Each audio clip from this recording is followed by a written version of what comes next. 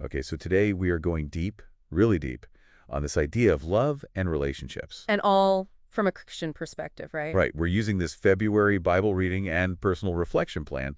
It's from, that Vibrant Vineyard Praise community group on Facebook. Yeah, I've seen that. It's pretty cool, actually, because they take this huge topic of love, and they kind of break it down. Into smaller pieces. Yeah, like 4 weekly themes. Plus, they give you these prompts to think about the scriptures, like really think about them. That's a good point. It's not just about reading, is it? It's about, like, making it personal. Totally. So week 1 is all about God's unfailing love. Week 2 is loving others.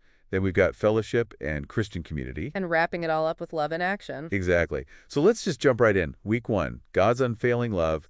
We're starting in Romans chapter 8, verses 38 and 39. Oh, yeah, I love those verses. I mean, I think most people have heard that part about nothing, absolutely nothing, separating us from God's love.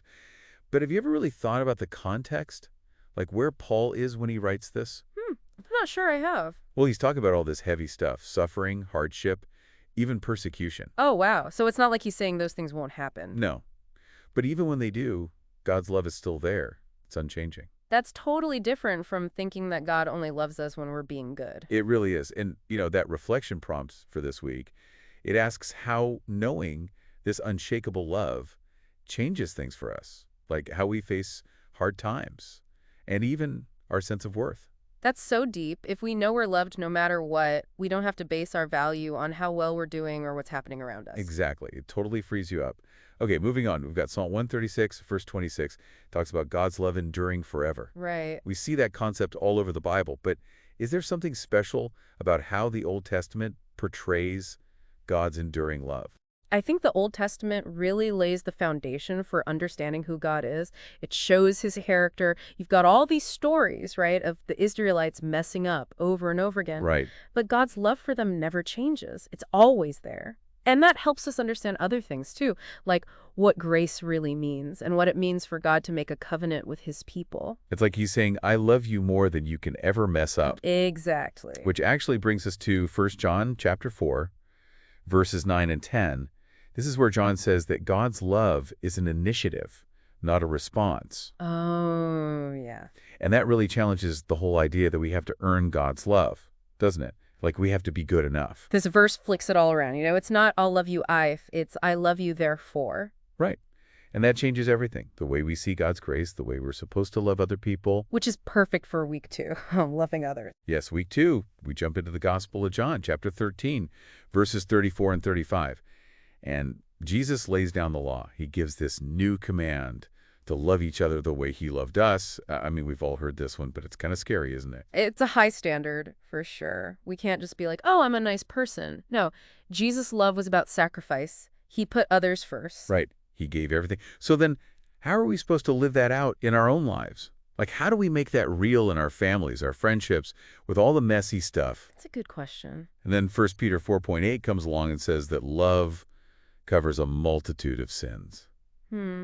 What does that mean? Does that mean we just ignore the bad stuff? That's what I was wondering. No, I don't think so. I think it's about forgiveness, even when it's really hard. It's about trying to make things right again, to restore relationships. So it's active. It's not just sitting back and letting things slide. Right. But then there's Ephesians 4.2, and it adds even more. It talks about humility, gentleness, patience, bearing with each other. It sounds like the advice you'd get from a therapist. You're telling me. But obviously, these are the things that make love work. When you disagree with someone, you can still be respectful. You can try to understand where they're coming from. It makes you think about how you handle arguments, doesn't it?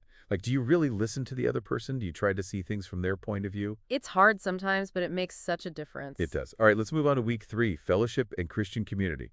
This week starts in Hebrews chapter 10, verses 24 and 25. Okay. So this passage is all about meeting together, encouraging each other.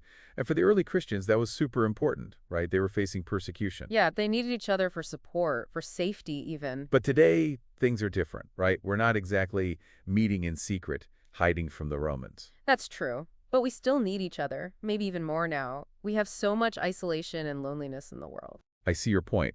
We might not be facing the same kind of persecution, but we all need a place where we feel like we belong, where we can encourage each other and help each other through the tough times. Exactly. We all have stuff we're carrying, and it's so much easier to carry it together.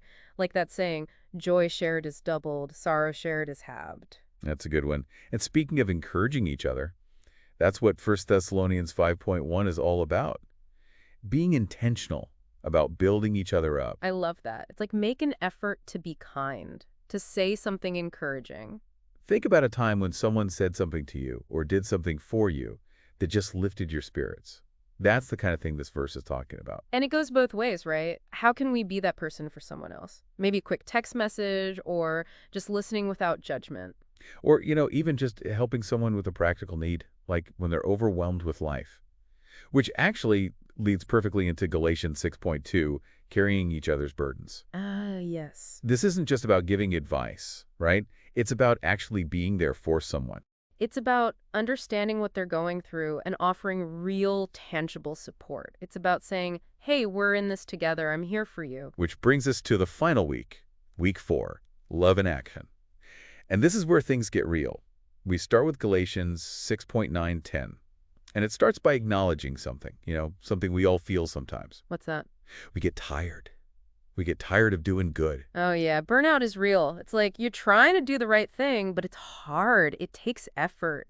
And sometimes you just want to give up. But then it encourages us to keep going. It says we should never give up on doing good because in time we'll reap a harvest. That's encouraging. It's a reminder that even small acts of kindness can make a difference. And, it's interesting how this week ties back to week 1, to God's unfailing love. We can keep going, keep loving, because we're not doing it on our own strength. We're drawing on His strength. That makes a lot of sense. Okay, let's get practical. Micah 6.8. It tells us to act justly, to love mercy, and to walk humbly with God. This feels like a call to actually do something, like go out and make a difference in the world. It totally is. It's about standing up for what's right, showing compassion to those in need, and recognizing that we're not perfect. We need God's help. So it's not enough to just go to church and sing songs on Sunday. Our faith should be showing up in the way we treat other people, in the way we live our lives every single day. And finally, we wrap up this whole deep dive with a tough one. Matthew 5.43-44, loving our enemies. Oof, that's hard. I think it's probably the hardest thing Jesus ever asked us to do. It goes against everything we naturally feel, right? But just imagine if we could actually do it. Think how much it would change our relationships, how much it would change the world. It would be a revolution of love. So, wow, we covered a lot today. God's unfailing love, loving others, community, and putting love into action. What stood out to you most from this whole study plan? It's a lot to take in, that's for sure, but it's really inspiring, too. It gives you a lot to think about. I agree. So one last question for everyone listening. What's one thing you can do starting this week to put all this into practice, even just one small thing? Because even small acts of love can make a big difference. Thanks for joining us on this deep dive. It's been a pleasure. Until next time. See you then.